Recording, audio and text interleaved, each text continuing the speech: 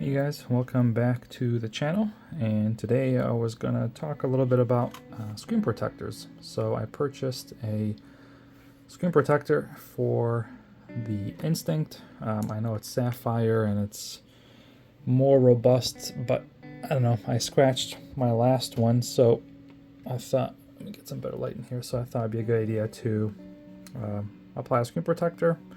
And I've actually never used this Spigen kind of all-in-one kit, so I'm interested to see how it works.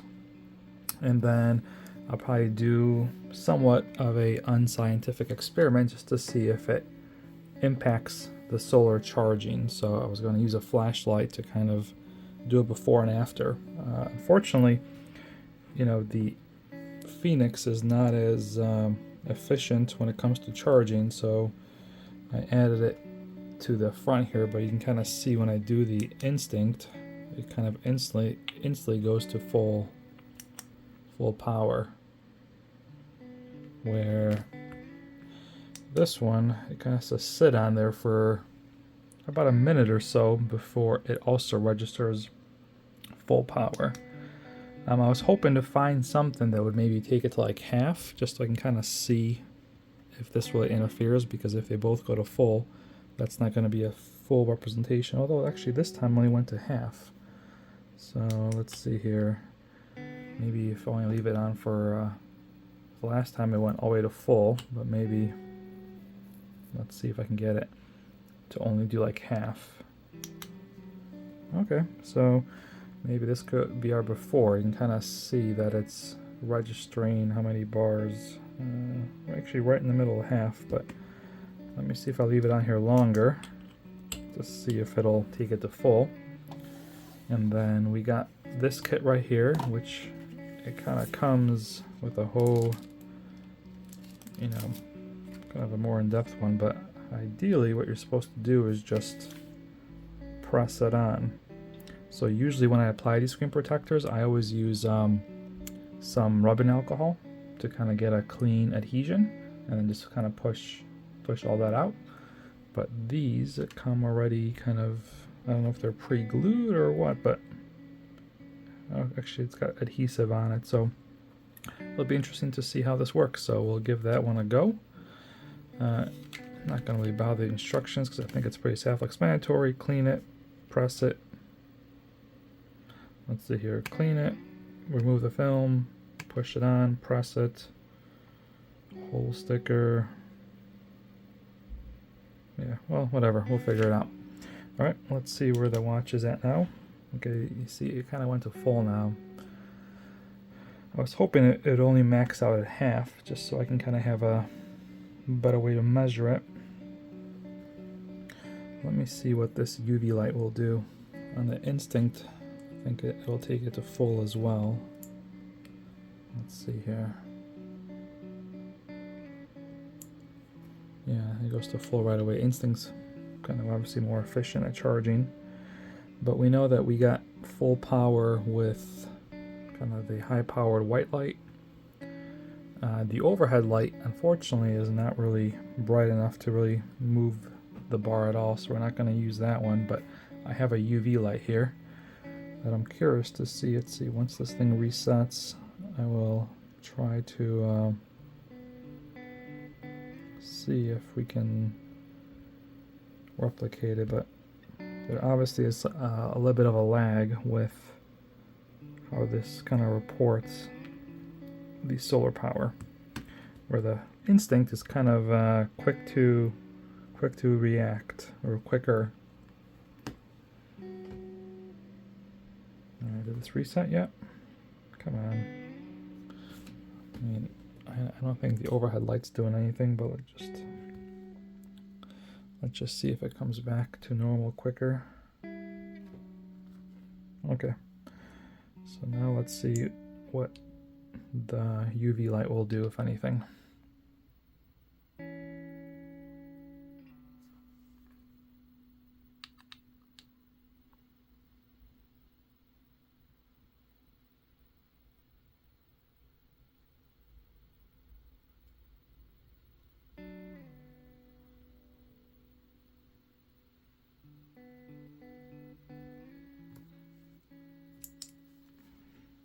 Oh wow, that's kind of rare. The UV light is not really moving the needle here at all.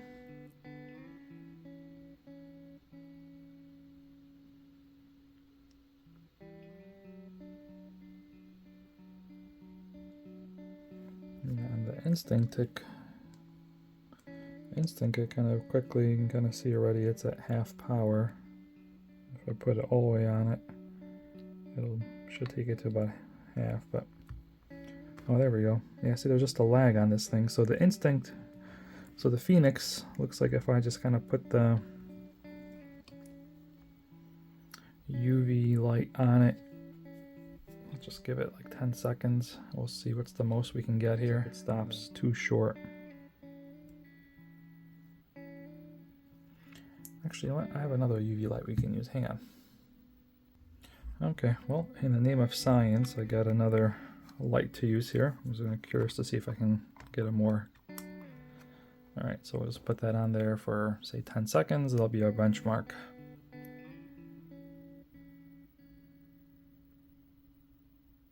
Okay, it's been 10 seconds. Looks like only 2 bars. So maybe this might make it. This might be a better one to use, just to see. The idea I'm trying to get is if I can figure out, like if I'm getting 2, 3, or 4 without the protector, then I can kind of see if this really interferes. Okay, so yeah, 2 bars is the most we're going to get, so that's what we're going to go with. Okay, so now we know that we can get full with the white light, 2 with the UV. So let's go ahead and now apply this and see what happens.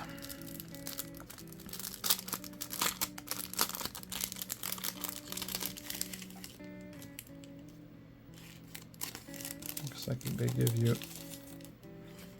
all the good stuff you need. So let's put this here. I just need one of the wet wipes. Is this it? Okay.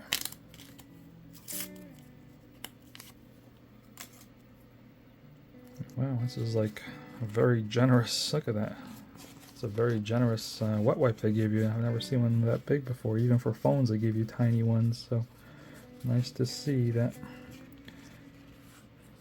this really has everything. So I'm going to give this a cleaning, and since I got this one out, I did a video on the Instinct screen protectors already. I'll link it in the description if you want to see that one. I kind of conducted the same kind of test with using the light to see what impact.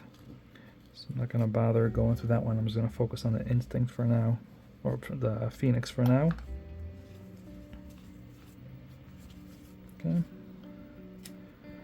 Should be as clean as we're going to get. I'm going to clean my fingers off too, just in case I touch anything. Okay, now just wipe dry. And then I got little any dust, and then we also got some stickers here as well. So all right,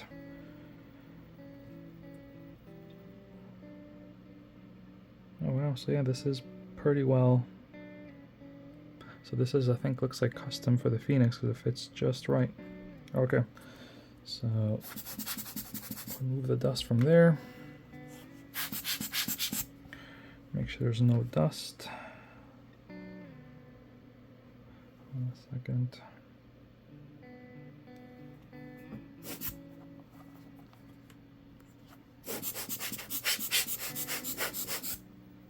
Okay, this should be dust free now. Okay. All right, so now I just have to peel off the back.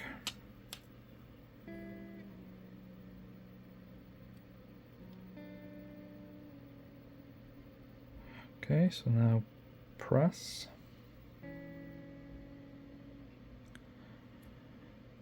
Step one, press. Step 2, remove.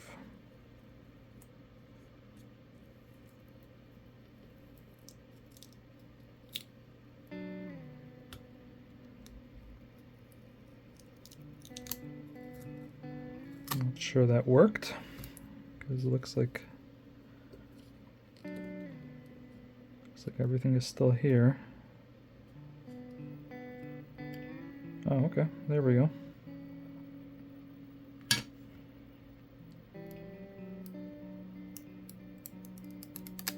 Oh, there we go. Okay. Wow, that was pretty easy. Let's take this squeegee. Make sure we got pretty good adhesion. So that worked pretty well. I was a little nervous with all the kind of steps and processes, but this went on perfectly centered and no bubbles. I'm just kind of pushing it, make sure that it's in there good.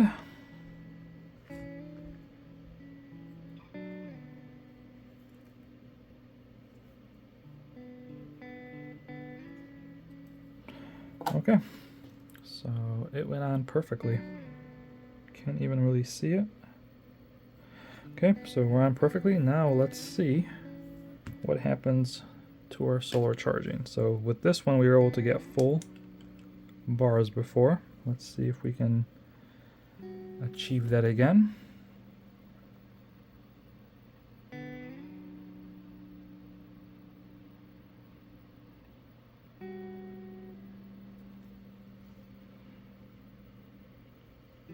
Okay, so far it's not looking good. We have 0 bars, so let's give it another minute.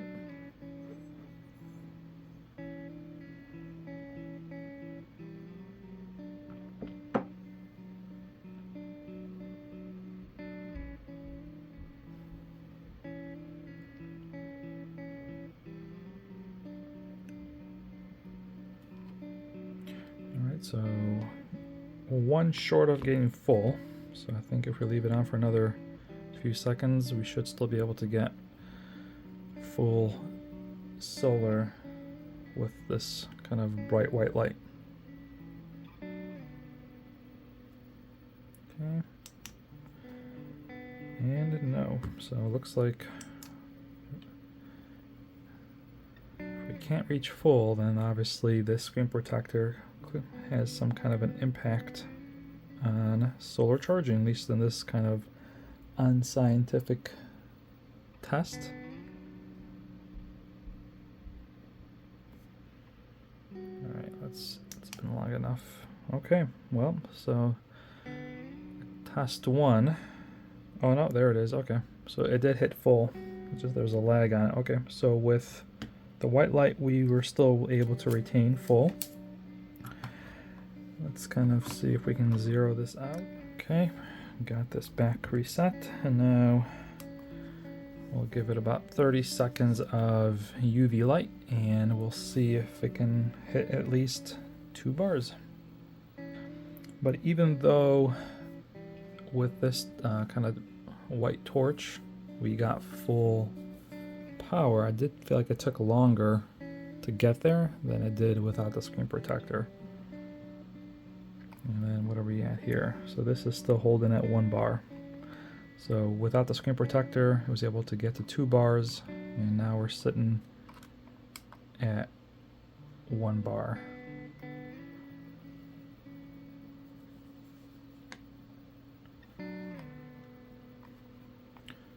So there we go. So I think it's safe to conclude.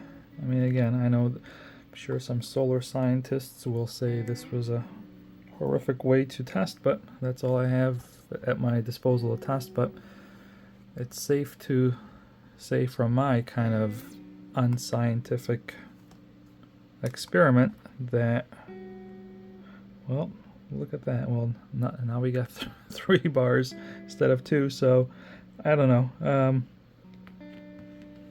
I think it's safe to conclude that,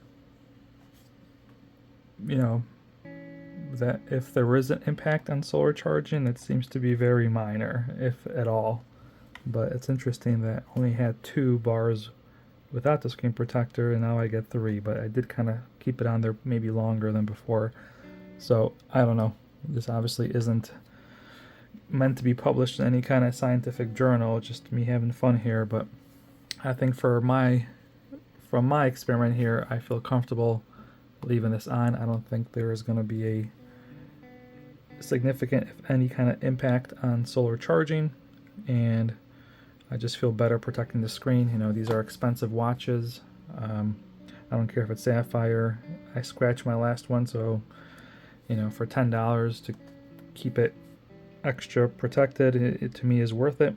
And this is a great protector. Very easy to apply. Went on perfectly even, straight, no gaps, no bubbles, and you can't even tell it's on, to be honest. So, and it appears to be now flush. Let's see, is it? Yeah, it seems to be about flush with the bezel now. So, but yeah, that's it for this one.